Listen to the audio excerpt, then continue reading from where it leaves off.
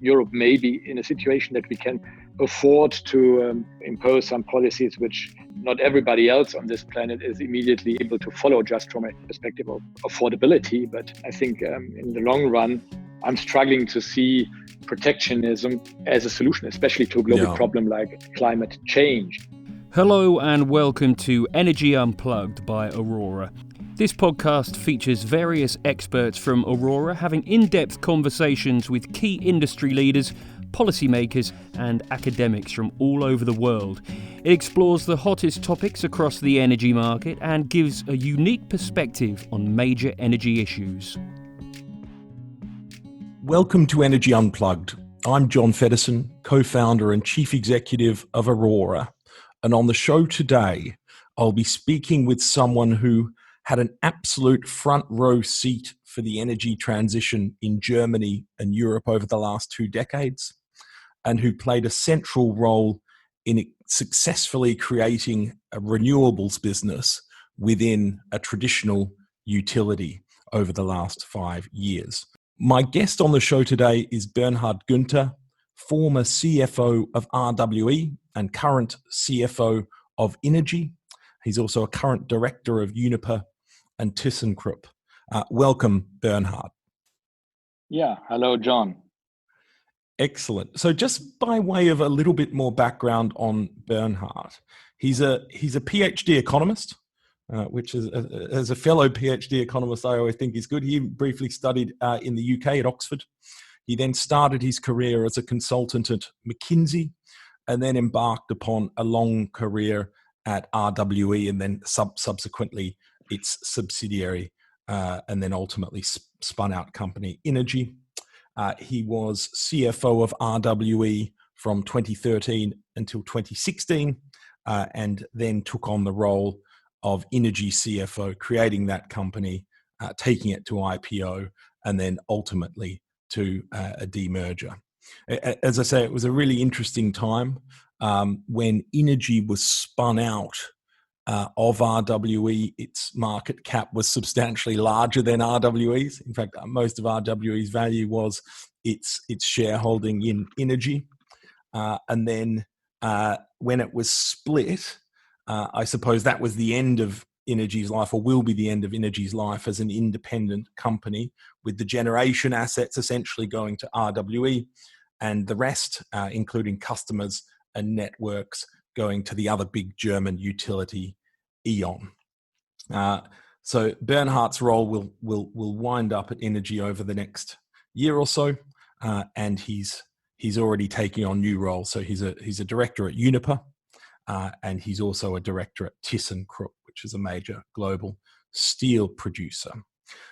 Bernhard, can I ask you about your current role? So in your profile, it says you're CFO, but it also says you're chief HR officer, and you describe yourself as providing a role model for leadership in a challenging time to our leaders at Innogy. Can you explain why you decided personally to move from, I suppose, a pure CFO focus, which is much more about numbers and finances, to more of an HR and culture role? It wasn't exclusively a decision on my own. So the composition of the board and the allocation of roles like CFO or CHRO are traditionally done by the supervisory board, of course, in close discussion with the executive directors. In my case, I think it was a bit of,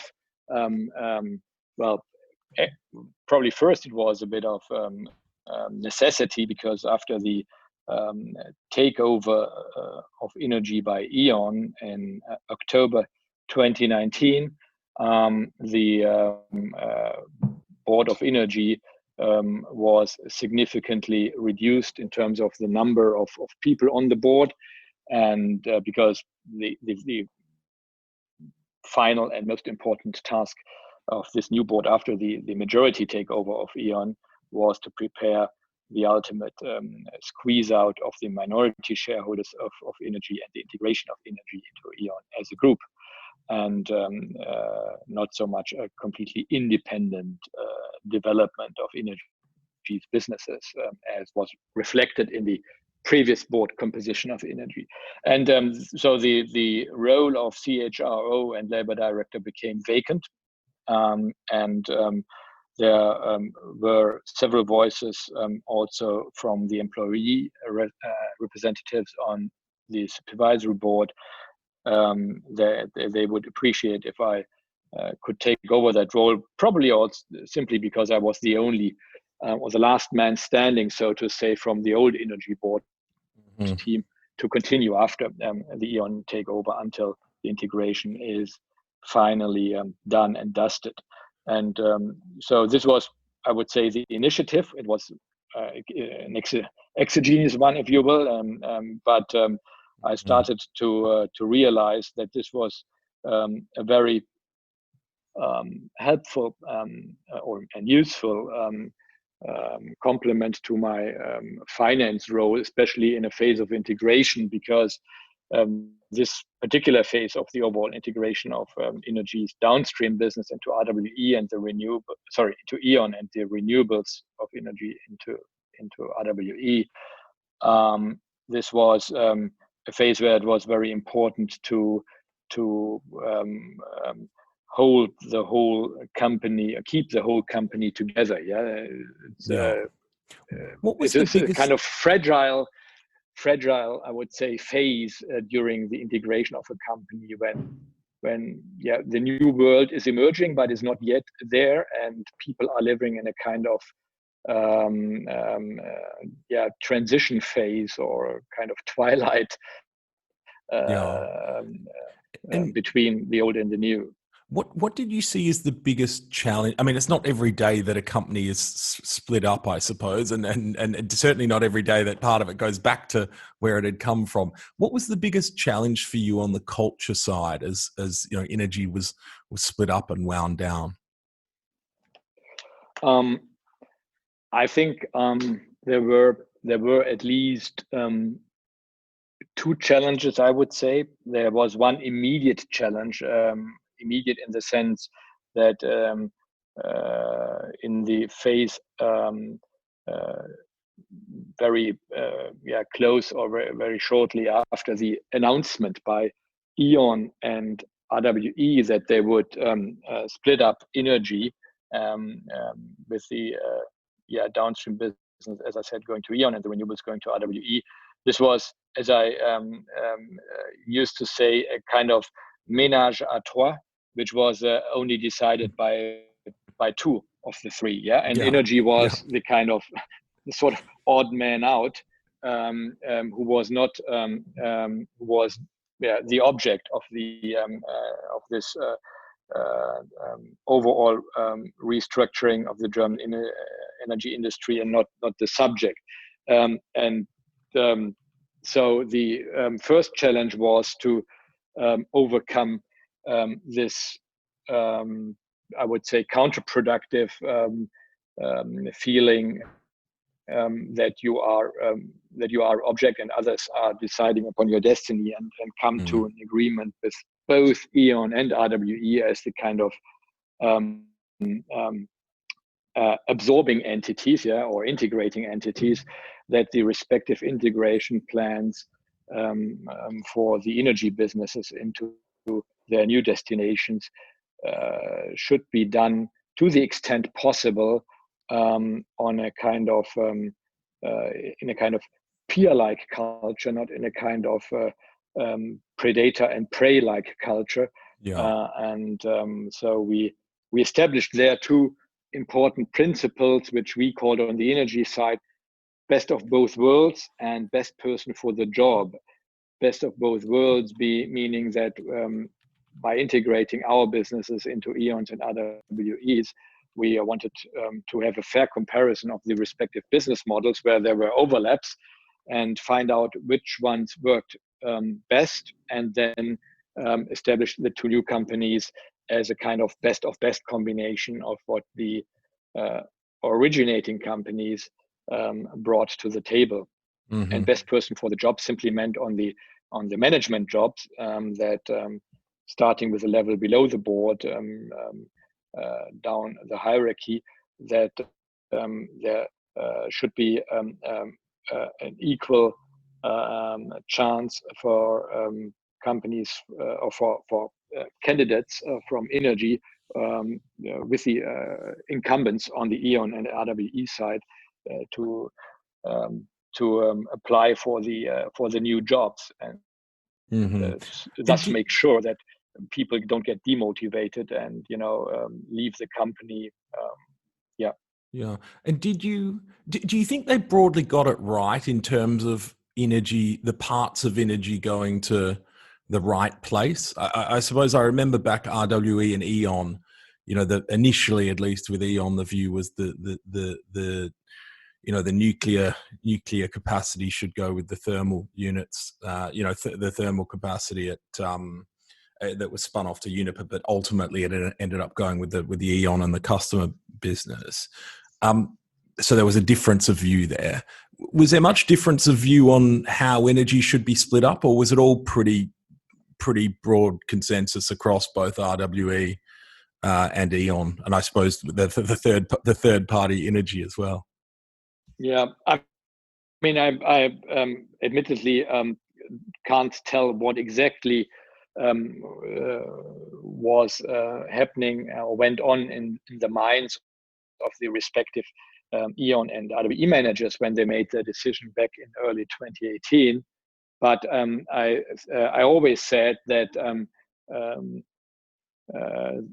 I think the overall industrial logic of this split up of Innogy and the combination with E.ON's downstream business on the one side, and the combination of the renewables business and taking renewables, well, if you will, back to where they originally started some 10 years ago, back to conventional power generation, including trading and gas midstream. I think this overall logic is, from my perspective, a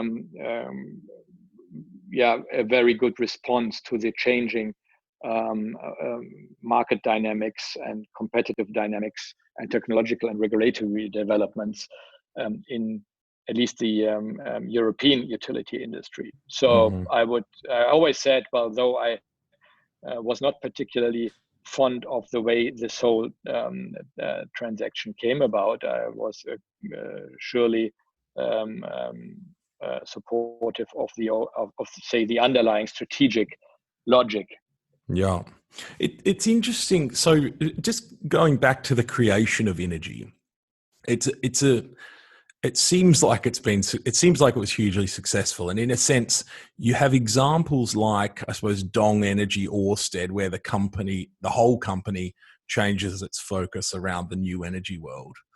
You also have, I suppose, E.ON is an example. Some of the big super majors like Shell, who are saying, well, we need to slowly shift our mix towards new energies within a given brand.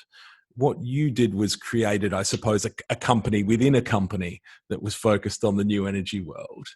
Do you think that approach has relative merits?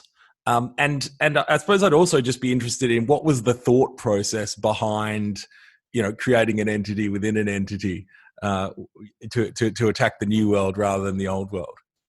First of all, I can only judge the strategic moves by some of the oil majors or by other utility players like Dong/Ørsted from the outside. Yeah, and I would from my own experience at RWE and Innogy, I would say that our task, and I would assume for other players this applied as well on a generic level. Our task was to make ends meet between various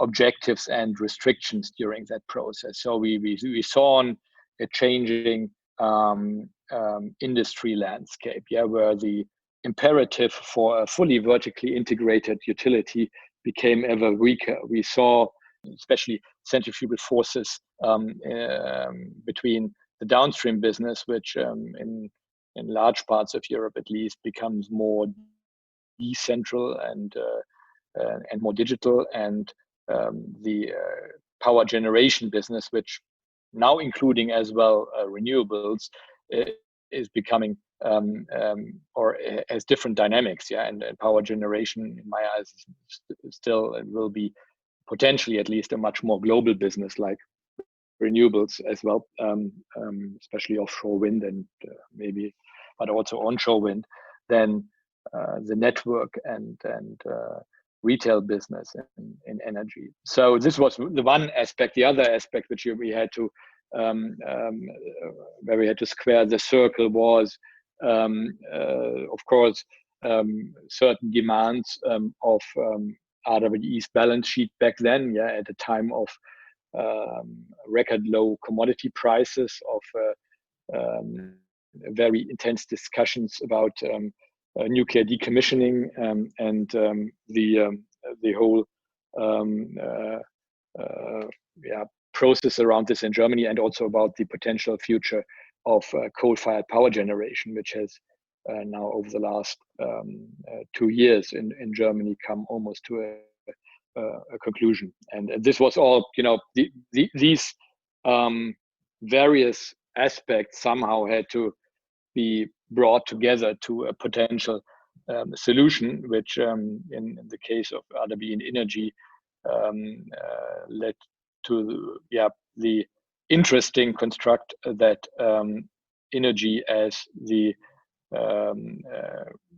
company which was not burdened with the challenges of conventional power generation, was carved out as a daughter of RWE. And this is the one difference to E.ON, where E.ON did it the other way around, and the more traditional way maybe, to carve out the challenge business back then at Uniper into an entity, whereas the remainder stayed at E.ON. And I think the goal ultimately was, or the expectation was, that once this carve out was done, that then the sooner or later these businesses would completely drift apart, which ultimately they are now doing. I mean, it's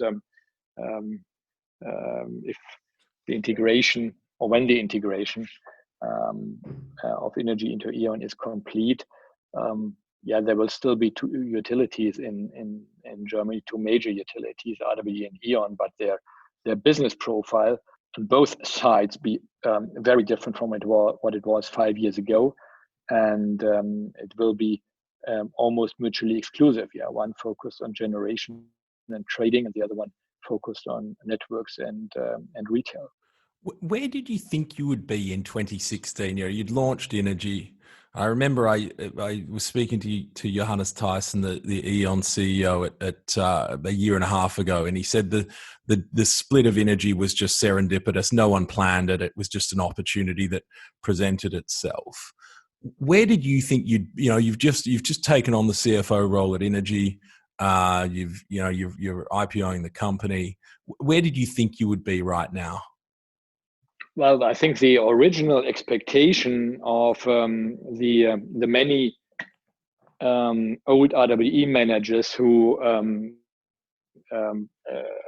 joined Innogy when the split was done and did not stay at RWE was that over time, RWE would reduce its 75+% share in Innogy to let Innogy go off in as a completely independent company without a majority shareholder. I think this was the expectation back then. But of course, I mean, this is a very good example that sometimes in life things develop differently from what was expected. What I think became pretty rapidly visible, at least for us at Innogy, was that already in 2017,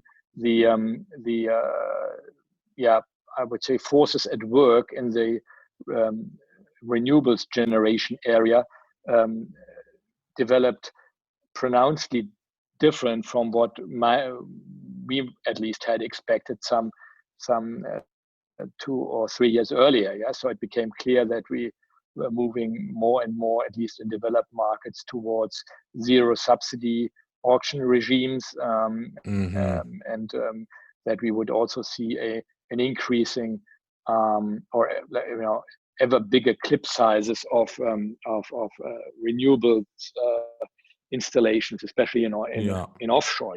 And we're now at the same level of capital intensity in offshore that we used to have when in conventional power generation, when large coal-fired or gas-fired power stations were built. And so that undermined the thesis of Innogy as a standalone business and increased the value in sort of the RWE, the energy trading, and those sorts of bits. I think it at least made clear that Innogy itself probably was also a transitory answer to the challenges of RWE in the years 2015 and 16, and that the utility industry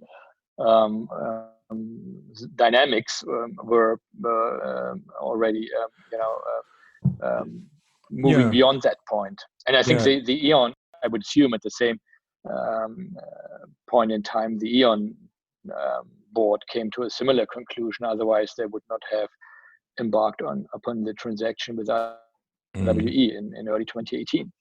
Now, also, as you know, E.ON also or E.ON paid for Innogy's downstream business partly by handing over their own renewables business to RWE. Yeah, so, presumably thinking they were potentially subscale, I suppose, in the new global renewables game. You went international quite quickly though with Innogy. So was the just to drill into that thesis that clip sizes are getting bigger, you need to be big, you need to manage merchant risk to play in the sort of global renewable development game. Was the theory then with Innogy in 2016 that, if government subsidies stayed, you could still play this game internationally, just within the Innogy format? Was it really the sort of the government stepping back that meant that Innogy was no longer at the right scale to play this game?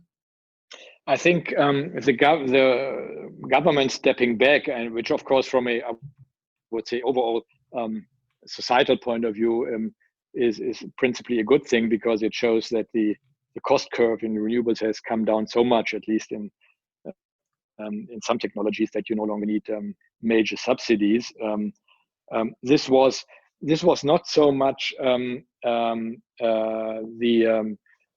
would say the driver behind the idea of needing to upscale. I think it was what was accelerated by this changing nature of how renewables projects are awarded and then realized, was that it changed the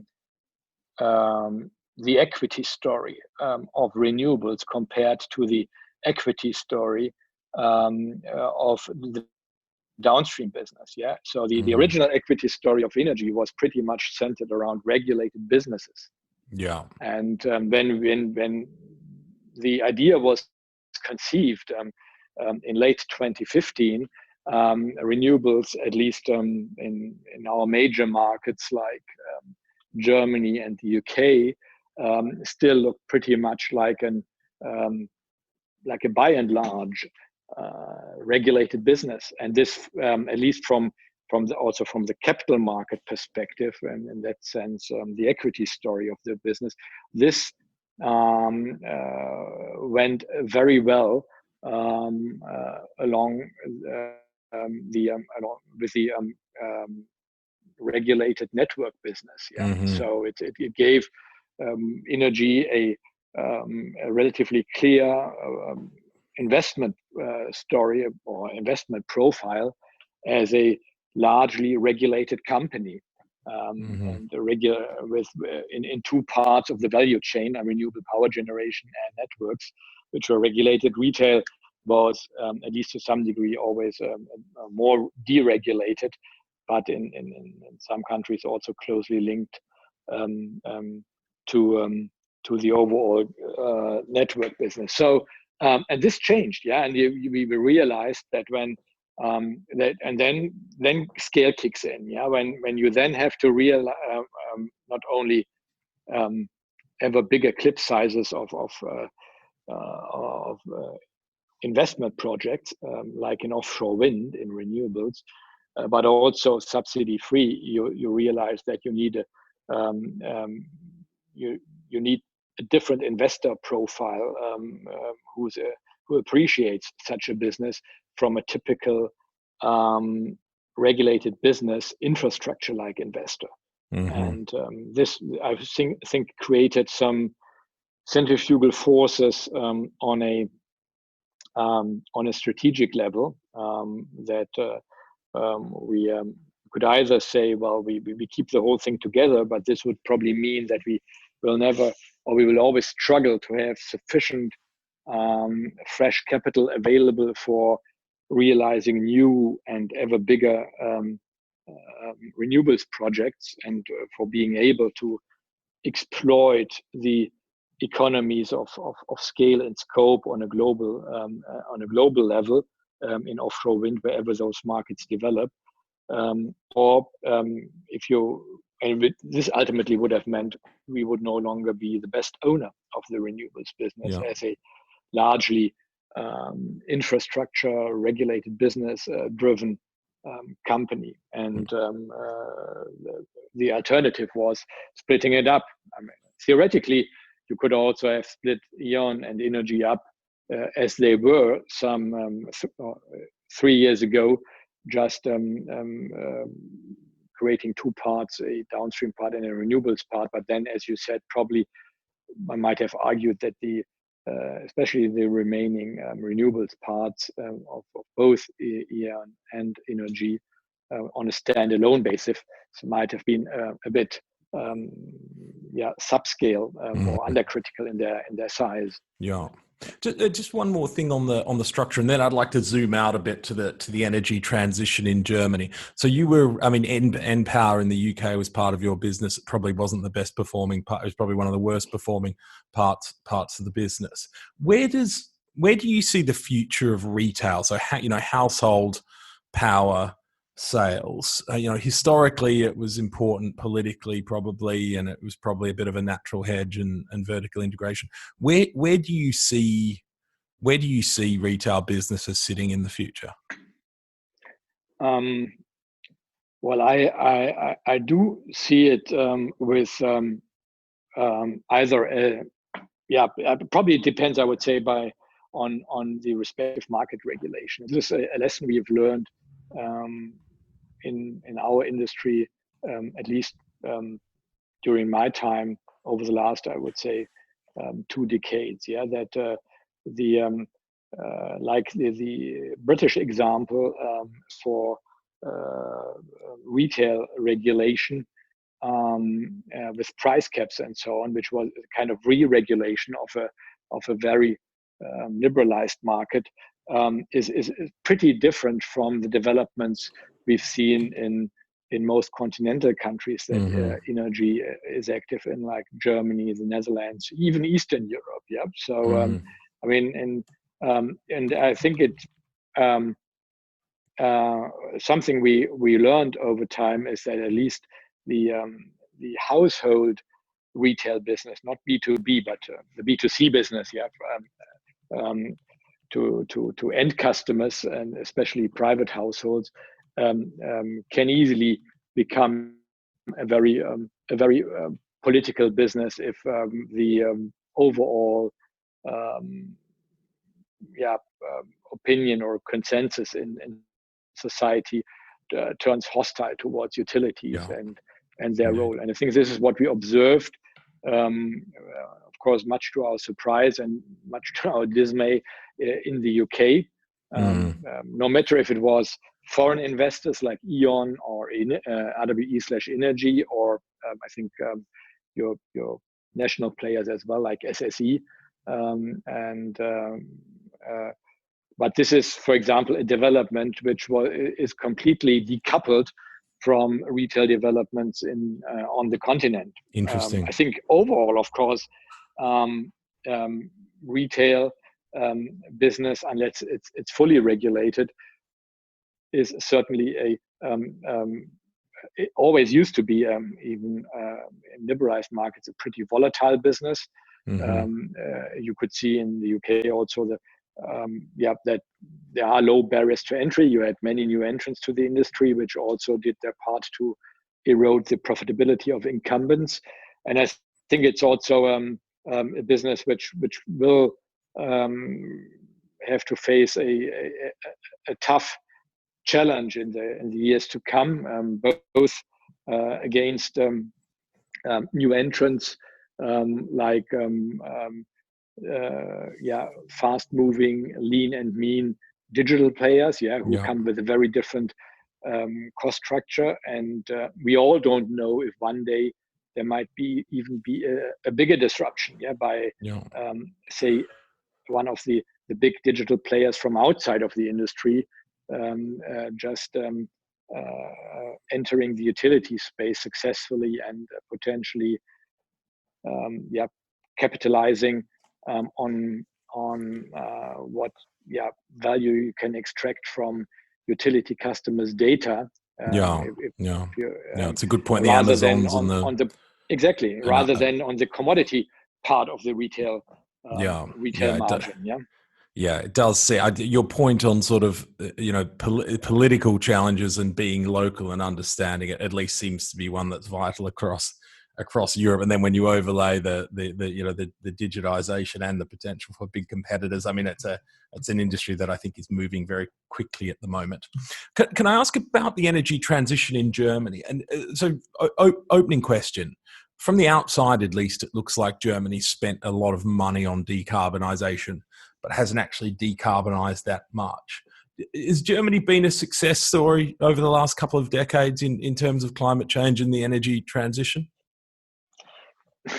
If you want an honest answer, John, as an economist, I would say no, definitely not. I mean, I think if you look at it from a purely technical side, looking at how much has the German energy landscape transformed over the last 2 decades, you might think it was a success story. But if you look from the desired effects on greenhouse gas emissions on a global or maybe only European scale, you see that most of what Germany has done has not changed the global carbon footprint very much, because I think Germany, from my perspective, ignored 2 very important economic aspects. The one is that an isolated German decarbonization policy, which is completely at odds with the mechanisms of the European emission trading system, just may reduce to some degree carbon emissions in Germany, but they will just be replaced by carbon emissions somewhere else, given a certain CO2 price. And the other aspect, I think, related to that is that the German way of approaching this energy transition ignored, by and large, and until very recently, all kinds of market-driven instruments or regulations that you could have used, instead of just giving fixed subsidies to certain investors, regardless even if the energy produced by these installations is currently needed or not. And this led to these absurd developments like negative power prices and so on. Yeah. Well, you could almost argue that it's been repeated recently with the coal phase out as well, I suppose. There's a market instrument for the hard coal, obviously, but I look at the sums that are being allocated to the transition there, and they seem very large. I mean, obviously centrally planned, and the Coal Commission was designed in a way that everyone got something out of it. But one does wonder if the lessons of the past have been learnt entirely up until today. Does that mean on the leakage point, your first point? Does that mean, so we're hearing now that Europe is planning to introduce some sort of border tax, which to an economist, I suppose, had been the obvious answer to leakage for at least a couple of decades. But I suppose in the pre-Trump, global free trade and avoiding protectionism at all costs was big on the agenda. It's less on the agenda now, I suppose. Would you welcome the idea of a border carbon tax in Europe? And I suppose to some extent this is important with your Thyssen steel manufacturing hat on as well. Is this a good step? Well, I would argue again, as an economist, that's at best it's a second best solution. Yeah, because I think generally I do believe in the virtues of a global approach to solving especially problems like the climate change. Yeah, I mean. Europe may be in a situation that we can afford to impose some policies which not everybody else on this planet is immediately able to follow, just from a perspective of affordability. But I think in the long run, I'm struggling to see protectionism as a solution, especially to a global problem like climate change. Yep. So if at all, I would think that at best you can maybe apply some sort of modified infant industry argument, which I think is at least at my times at university was already back then hotly debated between economists if this ever is a valid reason for some at least temporary sort of protectionism. But on the other hand, I mean, if you want green steel, for example, in Europe, and without any kind of regulation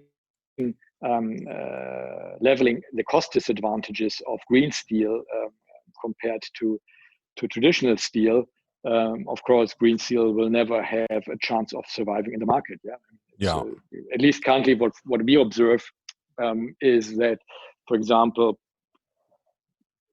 car buyers in Germany would not be willing to pay significantly more for a car just because it has been built with green steel instead of traditional steel. I suppose we learn our lesson on this border tax in the next phase. We'll see how people respond. I suppose the hope is that countries like China, my own country, Australia, others that want to trade with Europe will increase their environmental regulations. That would be one response, and I suppose that's the plan. The other response might be that they just respond, sort of tit for tat, and increase their own barriers. I think very few people would think that was a good thing in general. Yeah. Can I ask, just to wrap it up, and with an eye on the time, I've got a few concepts I'd like to present to you and see if you think they're underrated or overrated in the energy transition. So the best type of answer to these questions is just one word, whether it's overrated or underrated. But obviously, if you feel like hedging your bets, you should do that as well. So let me start, and this is related to the topic of Germany's success or lack thereof in decarbonisation. So the first concept is the role of early German solar subsidies in driving the levelized cost of electricity of solar power down globally. There's this story that Germany kickstarted the whole solar revolution through generous government support that people are still paying for. Do you think that role of Germany in driving costs down is overrated or underrated?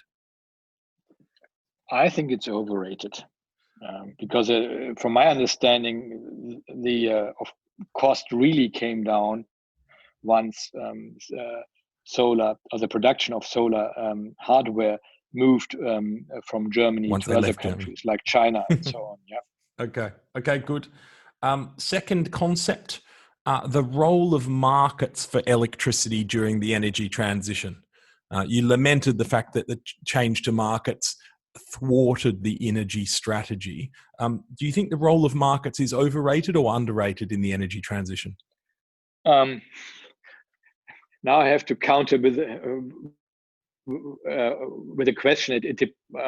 If I mean overrated in the sense that, or underrated in the sense that markets should play a bigger role, I would say it's underrated. I think markets should play a bigger role. Yeah. As I said earlier, I think Germany is a perfect example where you can spend overall hundreds of billions over many years into decarbonization without really having much of a global impact.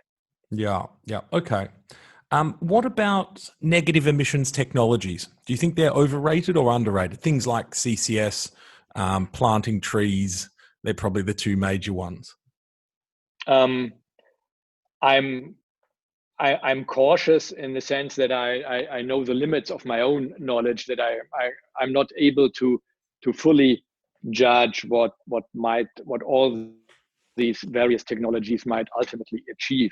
So I think sometimes some people in the discussion therefore might overrate the impact. On the other hand, I would say if we don't even try, we will never be able to tell the impact. Therefore, I might ultimately argue that it's, for the time being, and from a political agenda setting perspective, I would say it's underrated, at least in countries like Germany, where it's almost sometimes dogmatic that clean is only if it does not include CCS, for example, and so on. And I think this is underrated. We should explore the potentials, and maybe we find out that some of these proposed avenues are ultimately dead-end streets.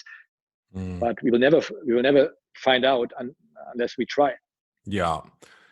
And if we're going to keep flying in aeroplanes, then and we also want to do net zero, it feels like we need to explore some sort of net zero. Technology in general. It's maybe not what we need for the next abated ton, but certainly the last abated ton may well be a negative one. Excellent. So I think that's a natural time to finish. We covered a huge amount of ground. And for me, at least, it was a really fascinating insight into, I suppose, the last 5 or 10 years in Germany and in European decarbonisation. So really appreciate you sharing your front row insights to that period. So Bernhard Günther, many thanks for joining me. Thanks so much for your time. Yeah, thank you, John. It was a very interesting conversation with you. That was Aurora's co-founder and chief executive John Feddersen talking to Bernhard Günther, CFO of Innogy and director of Uniper and ThyssenKrupp. Do keep an eye on our podcast feed for more in-depth conversations with senior members of the energy industry. The best way to do this is to subscribe on whatever platform you use. Thanks for listening and goodbye.